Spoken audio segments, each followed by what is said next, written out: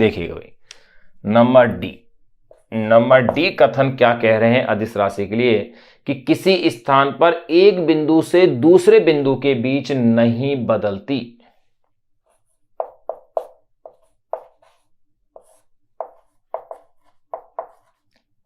किसी स्थान पर एक बिंदु से दूसरे बिंदु के बीच, किसी स्थान पर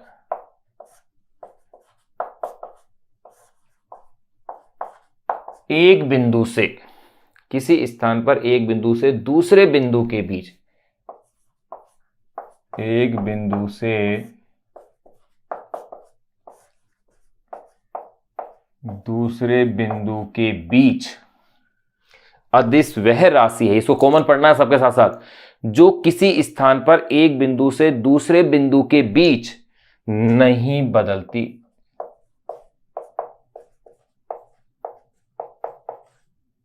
ये कह रहे हैं। तो देखिए भैया, इसका भी उत्तर क्या लिखेंगे आप। पहले तो ये बताना है कि ये कथन भी सत्य है या असत्य है। तो मैं कह दूं ये कथन भी क्या है, असत्य है, फॉल्स है। क्यों है इसका अपन एग्जाम्पल देखें। गुरुत्वीय विभव और वैद्युत विभव जो कि अदिश राशि है, इनके मान क्या होते हैं, भिन्न भिन्न स्थान पर क्या होते हैं, भिन्न भिन्न होते हैं। गुरुत्वीय विभव और वैद्युत, इसका मतलब ये कथन भी क्या हुआ, असत्य हो गया। क्योंकि तो देखो, किसी स्थान पर एक बिंदु से दूसरे बिंदु के बीच नहीं बदलती है, कथन कैसा है, असत्य है।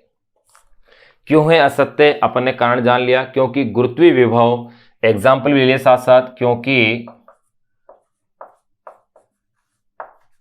क्योंकि गुरुत्वीय विभव वे विद्युत विभव,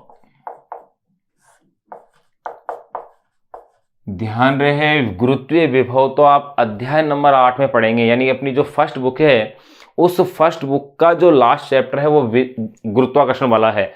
उस चैप्टर के अंदर आप गुरुत्वीय विभव पढ़ेंगे और विद्युत विभव आप कक्षा 12 के अंदर पढ़ेंगे इसे।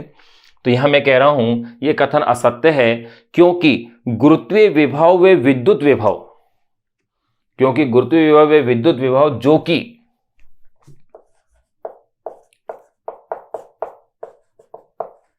कि अदिश राशि है, क्योंकि गुरुत्वीय विभव व विद्युत विभव जो कि अदिश राशि है के मान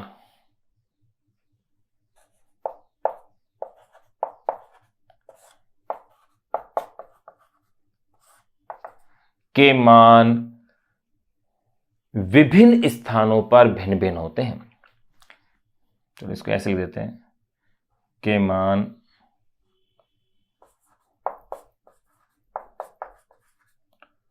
विभिन्न स्थानों पर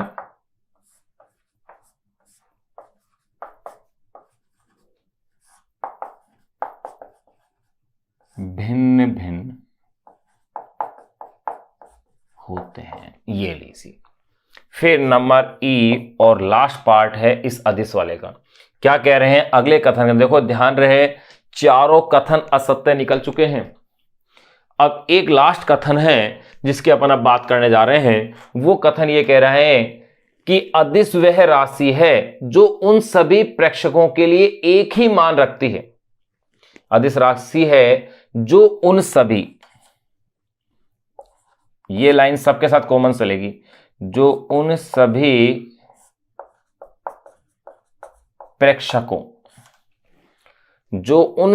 प्रेक्षकों यानी कि प्रेक्षित करने वाले, उन सभी प्रेक्षकों के लिए एक ही मान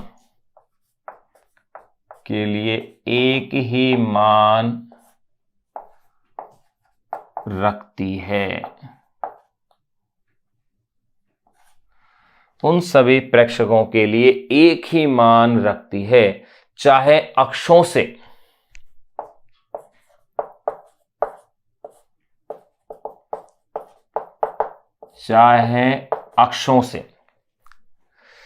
उन सभी प्रेक्षकों के लिए एक ही मान रखती है, चाहे अक्षों से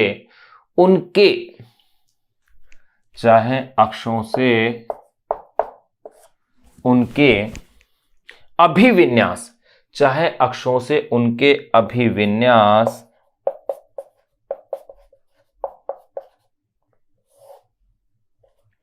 चाहे अक्षों से उनके अभिविन्यास भिन्न भिन्न क्यों न हो, अभिविन्यास भिन्न भिन्न क्यों न हो। देखो ये कथन है।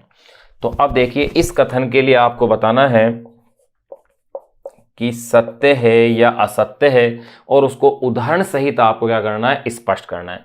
तो देखिए मैं कह दूं, ये क्या कह रहे हैं, अदिश वह राशि है जो उन सभी प्रेक्षकों के लिए एक ही मान रखती है, चाहे अक्षों से उनके अभिविन्यास भिन्न भिन्न क्यों न हो। तो ये कथन कैसा है, सत्य है। अब ये सत्य क्यों है, इसका एक्सप्लेनेशन अपन देते हैं। क्योंकि सत्य है क्योंकि अदिश राशि का मान निर्देशांक अंकों के झुकाव पर निर्भर नहीं करता। क्योंकि सदिश का तो निर्भर करता है, अदिश का नहीं करता है। क्योंकि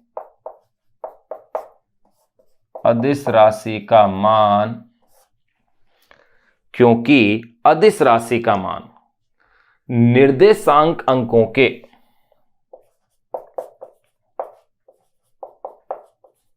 निर्देशांक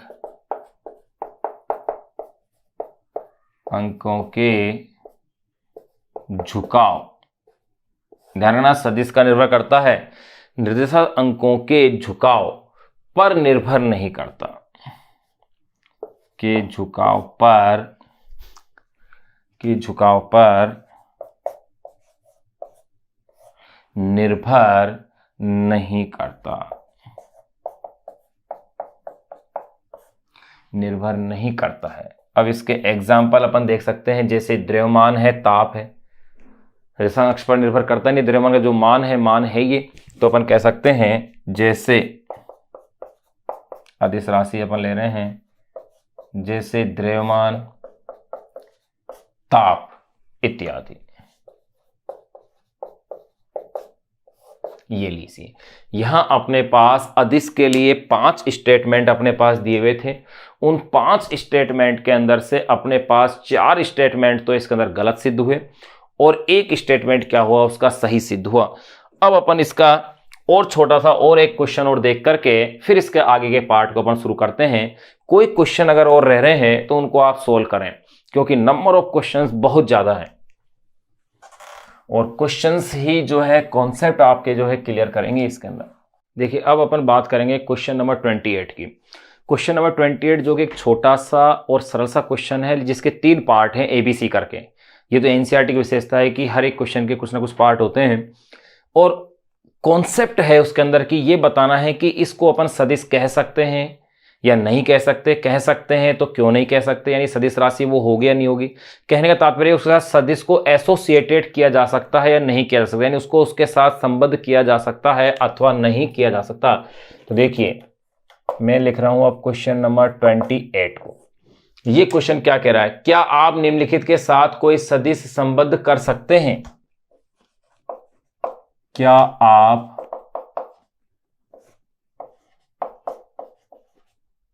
निम्नलिखित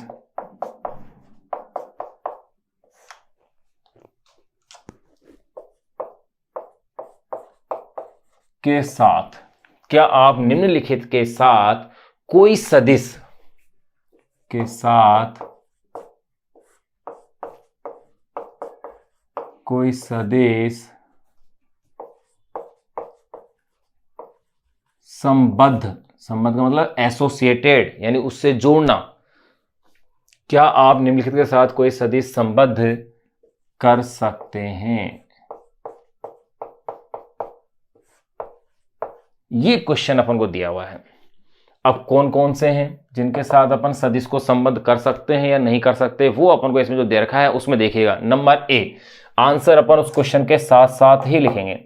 नंबर ए कह रहे हैं किसी लूप में मोड़ी गई तार की लंबाई के साथ, किसी लूप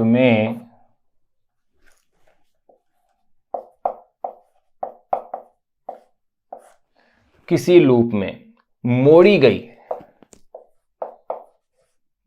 मोड़ी गई तार की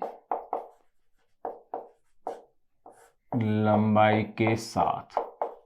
देखिए भाई ये क्वेश्चन है, क्या इसमें अपन सदिश को संबद्ध कर सकते हैं, एसोसिएटेड कर सकते हैं? मैं इसमें उत्तर दूंगा संबद्ध नहीं कर सकते।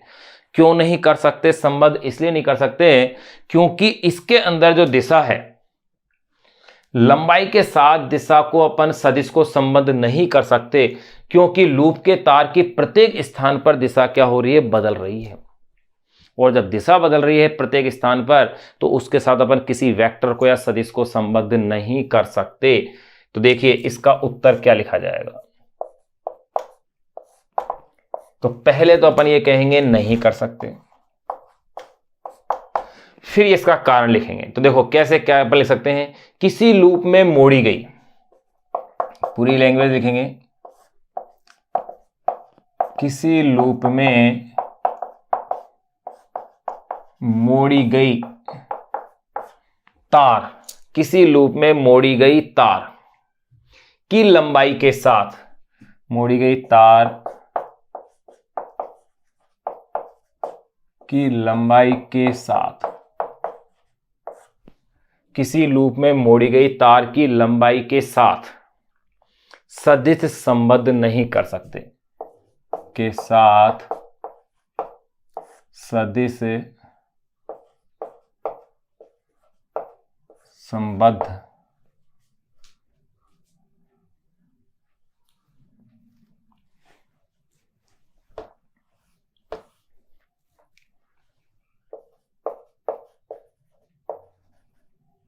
संबद्ध यानी एसोसिएटेड, सदिश संबद्ध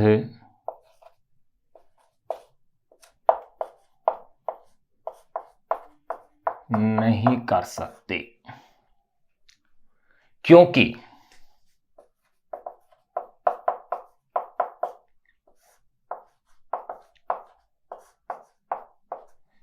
लूप के तार की प्रत्येक स्थान पर दिशा बदलती रहती है, क्योंकि लूप के तार की प्रत्येक स्थान पर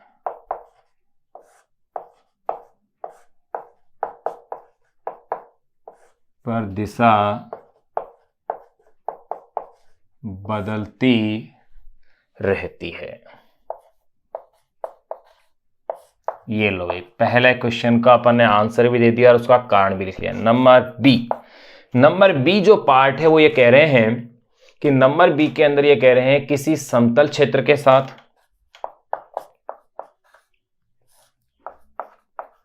किसी समतल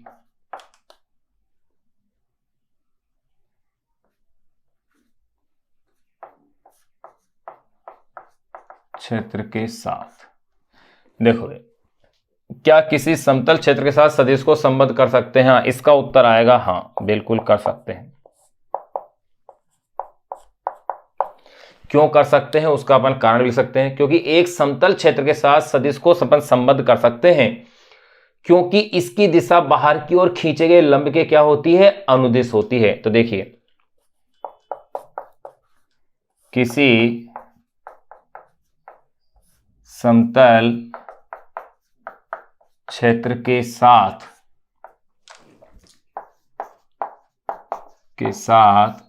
सदिश को संबद्ध किया जा सकता है। किसी समतल क्षेत्र के साथ सदिश को संबद्ध किया जा सकता है या संबंध अपन कर सकते हैं क्योंकि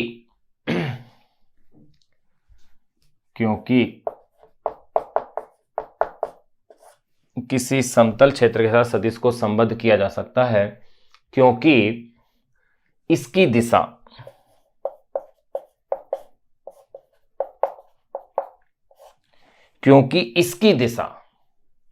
बाहर की ओर खींचे गए, क्योंकि इसकी दिशा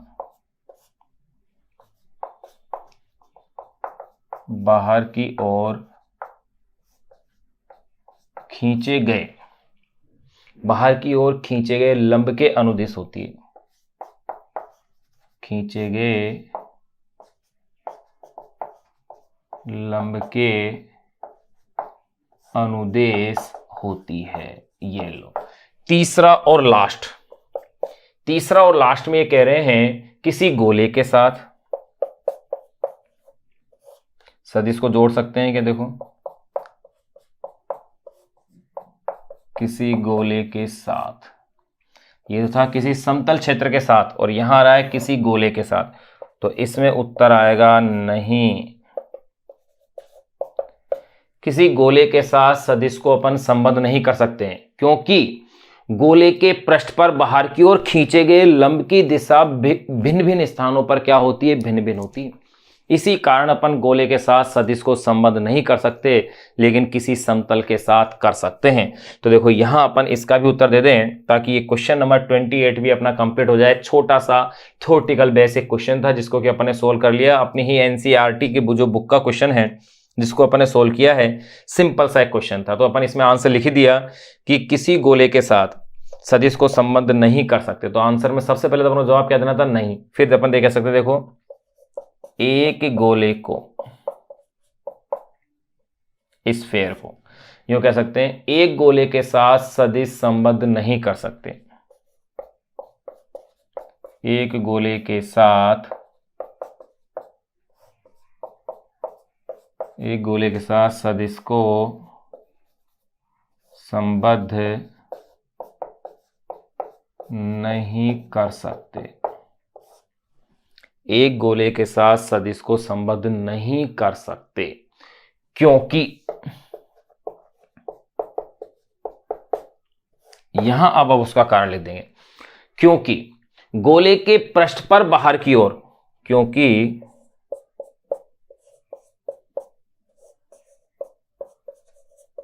गोले के पृष्ठ पर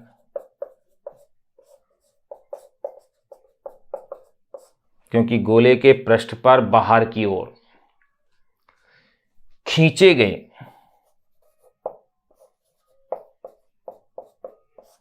बाहर की ओर खींचे गए लंब की दिशा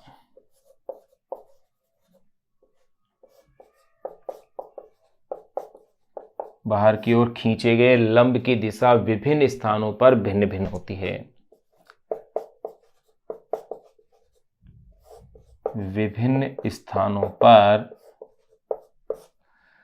भिन्न भिन्न होती है।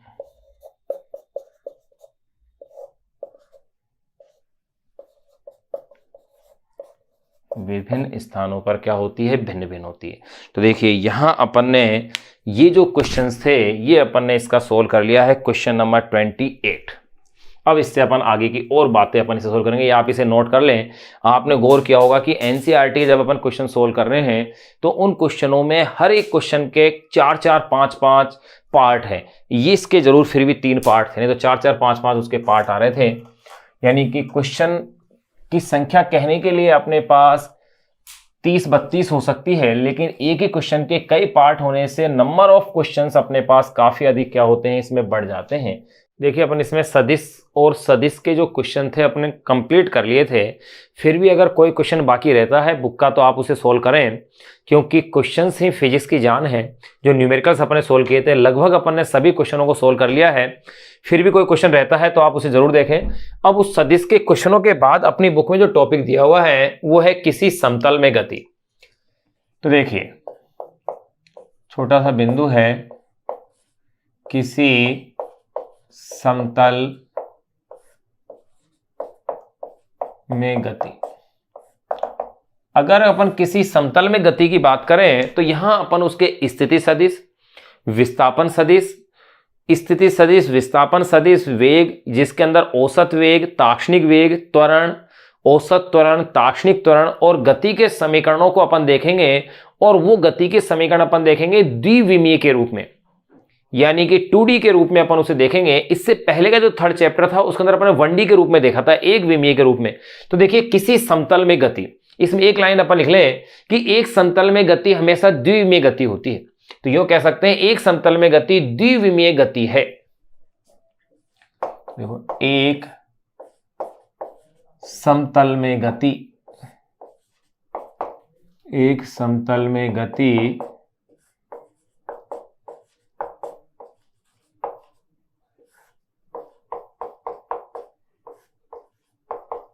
एक समतल में गति द्विविमीय गति है तथा द्विविमीय गति को वर्णित करने के लिए सदिश विधि सबसे क्या है, सक्षम मानी गई है। तो ये अपन लेते हैं, एक समतल में गति द्विविमीय गति है जिसको वर्णित करने के लिए, एक्सप्लेन करने के लिए, जिसको वर्णित करने के लिए, जिसको वर्णित करने के लिए सदिश विधि, जो सदिश अपन पढ़ चुके हैं वो के लिए सदिश विधि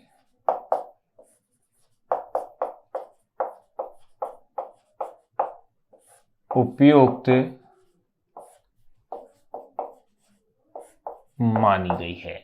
अब देखिएगा, ध्यान रहे, समतल में जो भी गति होती है वो सदैव द्विविमीय गति होती है और उस द्विविमीय गति को वर्णित करने के लिए अपन ने सदिश विधि को सबसे उपयुक्त माना गया है, जो अपन सदिश पढ़ चुके हैं। और ध्यान रहे, उसी का अपन इसमें वर्णन करेंगे। अब इसमें अपने पास समतल में गति में सबसे पहला जो टॉपिक अपन पढ़ रहे हैं वो है स्थिति सदिश तथा विस्थापन। स्थिति सदिश, स्थिति सदिश तथा विस्थापन, ये टॉपिक ध्यान रहे, यही टॉपिक अपन एक बार पहले इसी अध्याय के शुरू में पढ़ चुके हैं, लेकिन बुक में यहां भी दिया हुआ है तो अपन यहां इसे वापस से देख रहे हैं, लेकिन यहां इसका मेथड अलग है। तो देखिए, सबसे पहले अपन इसमें जान लें स्थिति सदिश को। वैसे चैप्टर के शुरुआत में अपन पढ़ चुके हैं।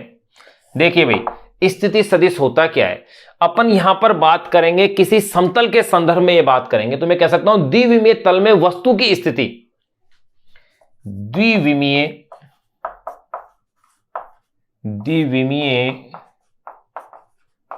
तल में, या यूं कह सकते हैं किसी समतल में द्विविमीय तल में वस्तु की स्थिति, तल में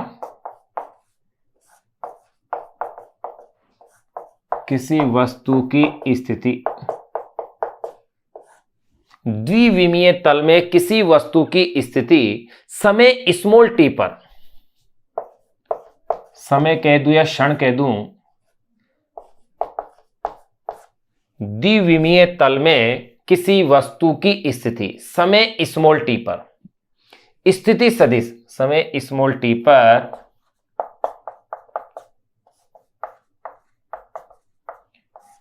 समय स्मॉल टी पर स्थिति सदिश स्मॉल आर वेक्टर के द्वारा व्यक्त की जाती है। स्थिति सदिश स्मॉल आर वेक्टर के द्वारा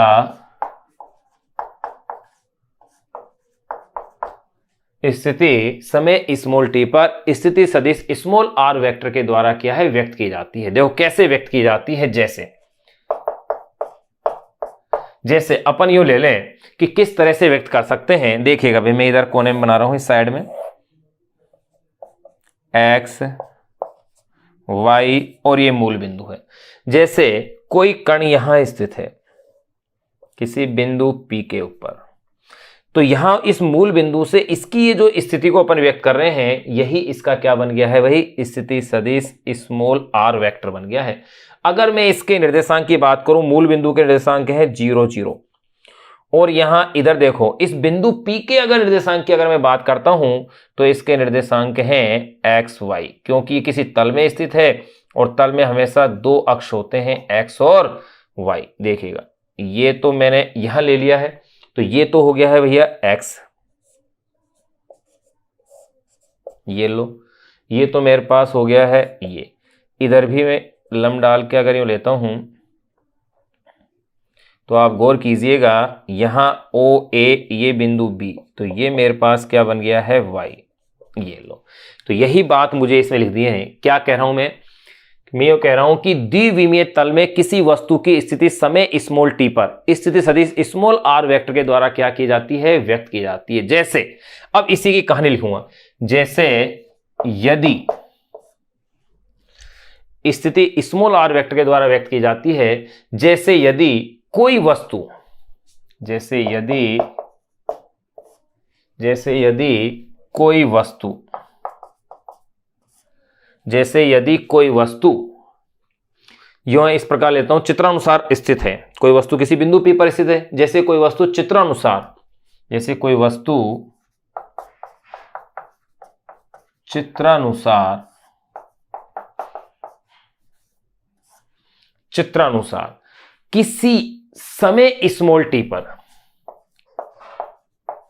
किसी समय स्मॉल टी पर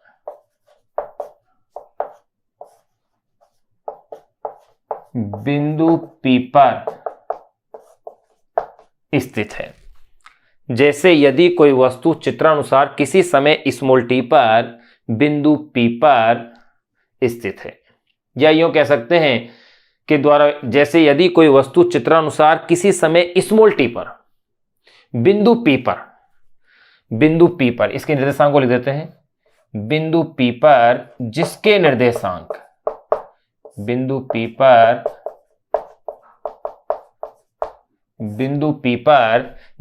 निर्देशांक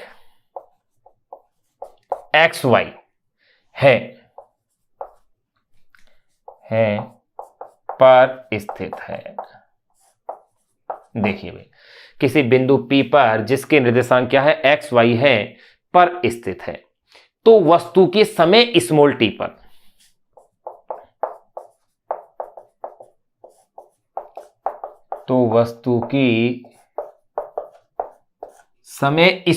पर बिंदु O के सापेक्ष, तो वस्तु के समय स्मॉल t पर बिंदु O के सापेक्ष स्मॉल t समय पर बिंदु O के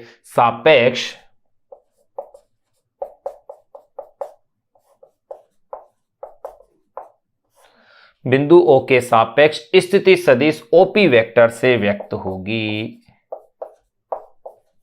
ये लीजिए, ये मैंने लिख दिया है, यानी कि उसकी स्थिति OP वेक्टर से अपन क्या करेंगे, इसे व्यक्त कर देंगे।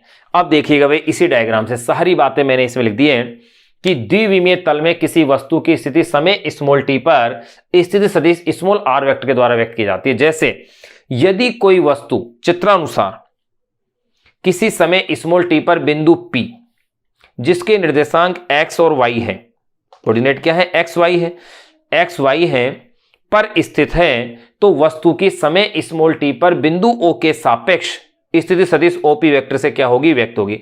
अब इस OP वेक्टर को आप गौर कीजिएगा, यहां मैं त्रिभुज का सदिश संयोजन का नियम लगा सकता हूं। जैसे मान लिया ये तो x है और ये क्या है, y है, तो इन दोनों का संयोजन क्या हो रहा है, r वेक्टर। ये परिणाम ही आ रहा है इसका, तो स्थिति सदिश स्मॉल r वेक्टर हो गया। तो यही मैंने यहां लास्ट में लिखा है कि स्थिति सदिश OP वेक्टर से क्या होगी, ये व्यक्त होगी। यानी मैं यूं कह सकता हूं कि जो OP वेक्टर है इसे मैं व्यक्त कर रहा हूं किससे, स्मॉल r वेक्टर से। यही स्थिति सदिश हो गया। अब देखिएगा, अब सदिश संयोजन के त्रिभुज के नियम से,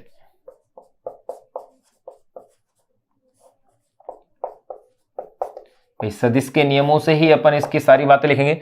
तो सदिश संयोजन त्रिभुज के नियम में कहता है कि अगर किसी त्रिभुज की दो भुजाएं दो सदिशों द्वारा व्यक्त हो रही है, ये x और ये y से, तो परिणामी सदिश की विपरीत क्रम में ये आ गया।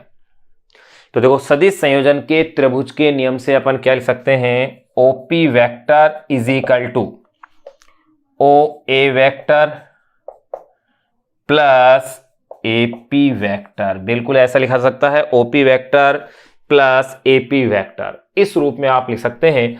और इसी को आप चित्रानुसार यो भी कह सकते हैं, OP वेक्टर का मतलब क्या है, स्मॉल r वेक्टर है, और OA वेक्टर का मतलब क्या है, x वेक्टर है, और AP वेक्टर का मतलब क्या है, y वेक्टर। ये इसके पैरेलल ही तो आ रहा है।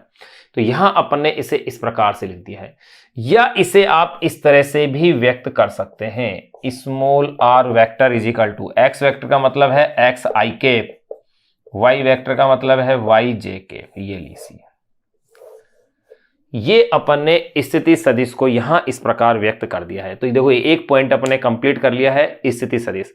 अब इसी में अपन जानेंगे अगला टॉपिक विस्थापन। तो देखिए भाई विस्थापन है क्या, उसकी अपन चर्चा और करते हैं।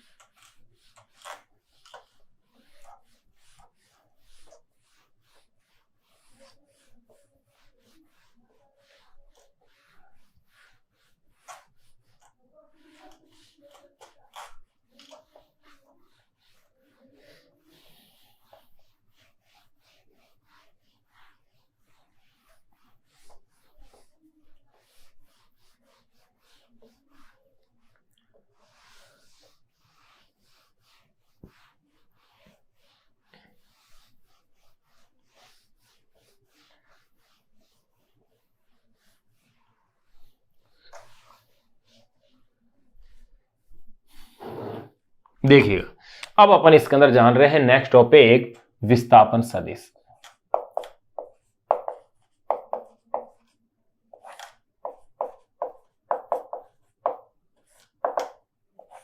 देखिए भाई विस्थापन सदिश क्या है, स्थिति सदिश में जो परिवर्तन होता है, मान लिया कि कोई वस्तु या कोई कण एक स्थिति से दूसरी स्थिति पर गया, तो ये जो परिवर्तन आ रहा है ये परिवर्तन ही क्या है, विस्थापन।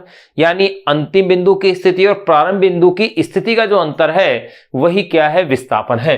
तो आप सिंपल इसमें यह कह सकते हैं विस्थापन सदिश में कि स्थिति में परिवर्तन विस्थापन के तुल्य होता है।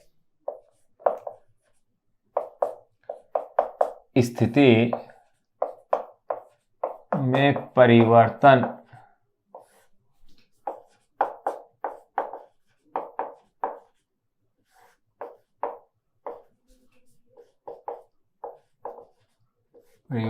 विस्थापन के तुल्य होता है। क्या लिखा मैंने, स्थिति में जो परिवर्तन है वो विस्थापन के तुल्य होता है। इसलिए देखिए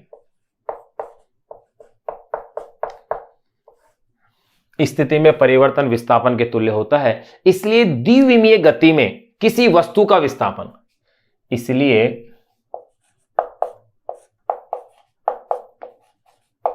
द्विविमीय गति में किसी वस्तु का विस्थापन,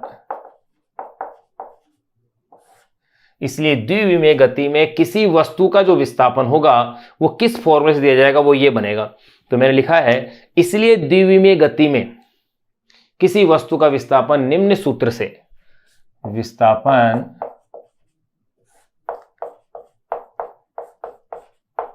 निम्न सूत्र से ज्ञात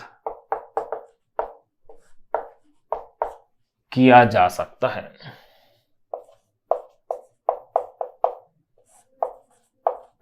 इसलिए द्विविमीय गति में किसी वस्तु का विस्थापन निम्न सूत्र से अपन क्या कर सकते हैं, ज्ञात कर सकते हैं। वो सूत्र क्या है देखिएगा, ये आप ध्यान रखिएगा, विस्थापन इज इक्वल टू, ये फॉर्मूला आप काम में डायरेक्ट ले सकते हैं, अंतिम स्थिति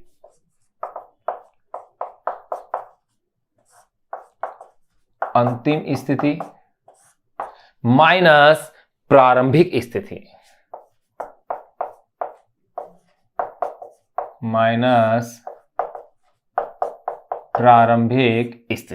ये आपको विस्थापन ज्ञात करने के लिए काम में लिया जाने वाला एक महत्वपूर्ण सूत्र है।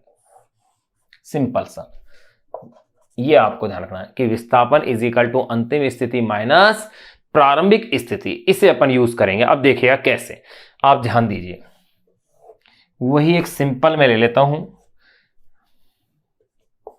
एक्स वाई, ये मूल बिंदु मैंने ले लिया है। जैसे किसी कण की स्थिति मैंने मान लिया कि स्मॉल t1 समय पर, देखो t1 समय पर स्थिति में ले रहा हूं r1 और t2 समय पर मैं स्थिति ले रहा हूं r2, तो विस्थापन क्या होगा, देखो मैंने मान लिया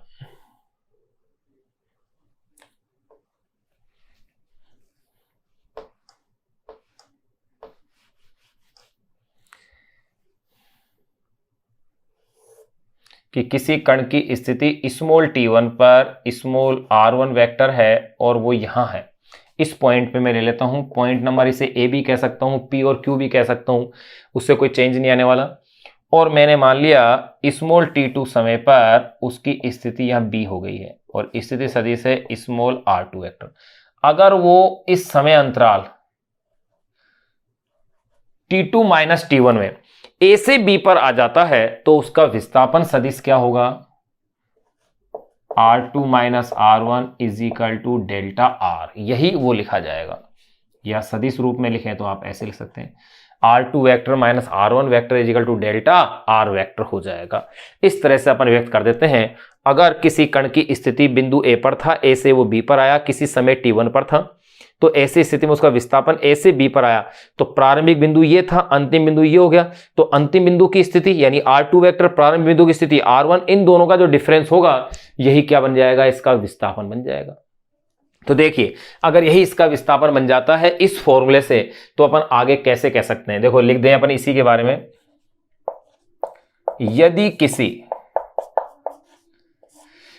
यदि किसी वस्तु की स्थिति, यदि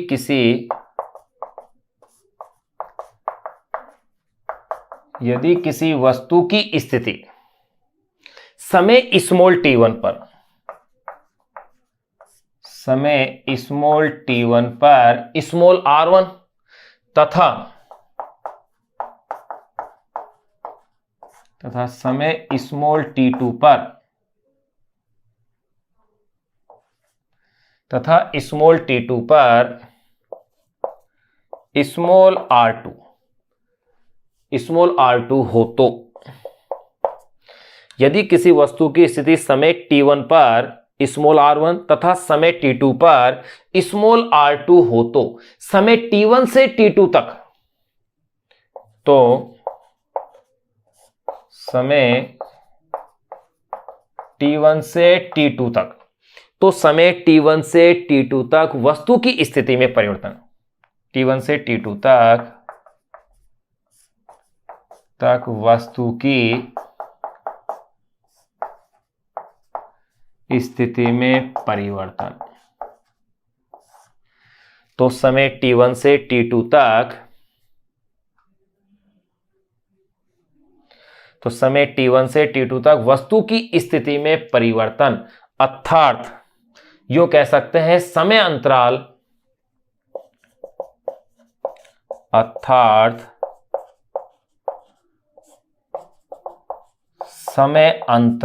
कितना हो गया भाई, t1 से t2 तक आया है तो समय अंतराल हो गया है t2 minus t1 is equal to, मैं लिख देता हूं डेल्टा t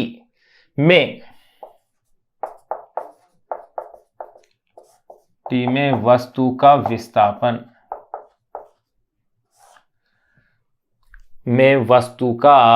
विस्थापन, क्या लिखा जाएगा, delta r vector is equal to r2 vector minus r1 vector, बिल्कुल इस तरह से लिखा जा सकता है। तो यहां अपने पास ये जो कॉन्सेप्ट आ गया, अपन ने विस्थापन और स्थिति सदिश दोनों को अपन ने इसमें जान लिया है। वैसे एक बार पहले भी अपन इसको पढ़ चुके थे, लेकिन बुक में जिस क्रम से जिस तरीके से दिया है अपन ने वापस से उसी प्रकार से कर दिया, क्योंकि अपन अपनी जो सरकारी जो बुक अपन को गवर्नमेंट बुक जो दी गई है, जो एनसीईआरटी की बुक है, अपन उसी को फॉलो कर रहे हैं और उसी के सीक्वेंस में टॉपिक और क्वेश्चंस को अपन लेने का प्रयास कर रहे हैं। अब नेक्स्ट जो टॉपिक अपन इसमें जानेंगे वो है वेग। वेग में भी अपन औसत वेग और ताक्षणिक वेग दोनों को ही अपन पढ़ेंगे।